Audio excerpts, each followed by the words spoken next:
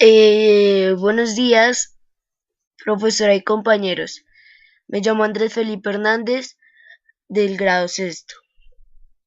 Hoy les voy a enseñar cómo seleccionar y almacenar información.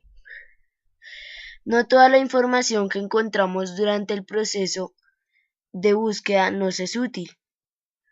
Por lo anterior, es necesario seleccionar la información más adecuada, de acuerdo a nuestras condiciones de búsqueda. Al momento de seleccionar la información, debemos tener en cuenta los siguientes criterios.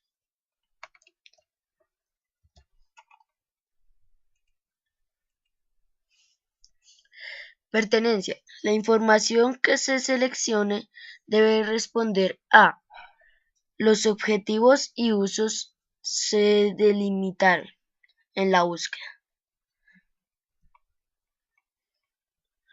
Audiencia. La información seleccionada es adecuada para quien va dirigida, es decir, si haces un ensayo sobre un tema propuesto en la clase de sociales, la información debe ser adecuada para dicha materia.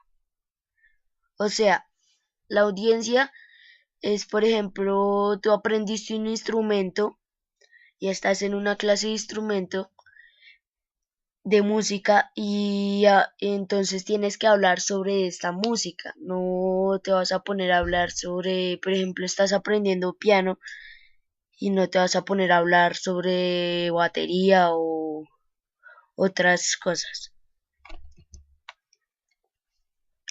Rigor. La información debe estar respaldada por autores reconocidos. Aquí va de la mano el uso de las fuentes primarias o secundarias. Te recomendamos hacer uso de las fuentes primarias ya que son más confiables y certeras.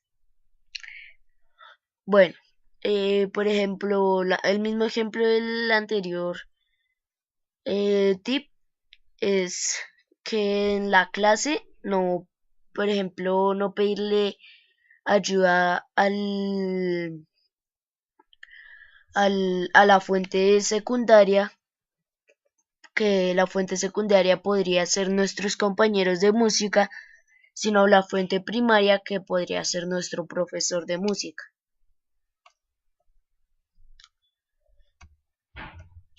¿Cómo seleccionar?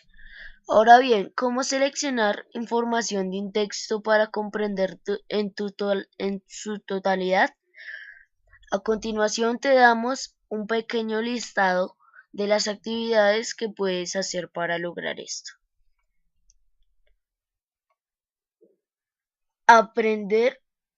Para aprender qué dice un texto, te recomendamos analizar cada párrafo señalando su idea principal para relacionarla con la idea principal de los demás párrafos. Debes explicar con tus propias palabras lo que dice el texto. Así reforzarás tu aprendizaje. Cuando generas la idea general de todo el texto, también llegas a la conclusión del texto leído. Para fijar tu conocimiento, puedes cambiar el título del texto, pues así centrarás el tema central y lo resumirás en pocas palabras. ¿Cómo se identifican las principales de un párrafo?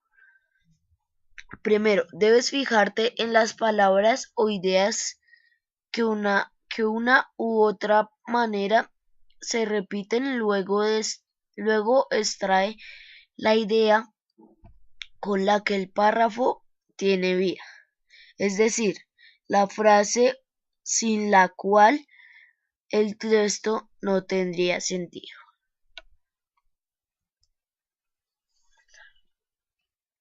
Almacenar. Después de consultar diversas fuentes de información y obtener una serie de contenidos, es importante clasificarla de una forma lógica, al igual que sintetizar la información, generando procesos de análisis para realizar determinadamente la actividad que el docente nos está solicitando. O también para utilizarla en próximas solicitudes. Esto significa que debemos, por ejemplo, cuando dice tenemos que es importante clasificarla, esto significa que es importante como ordenarla por series de donde las diversas fuentes leíste, donde todo lo que leíste sea organizado y almacenarlo. Por ejemplo, si es en tu computador en una carpeta, o si es en tu cuaderno o en tu libro o en cualquier cosa que sea de escribir, escríbelo y pasa a otra hoja y escribe aparta lo que es una fuente de información y de otra fuente de información. Algunas recomendaciones que optimizan nuestro trabajo pueden ser: para clasificar la información, agrupar la información seleccionada por temáticas afines y darles un nombre. Cuando buscas información, por ejemplo, de los cuentos, puedes encontrar todos los tipos de cuentos que existen. En este sentido, puedes clasificar la información encontrada según el género de la extensión, en el tiempo, en el contexto, etc.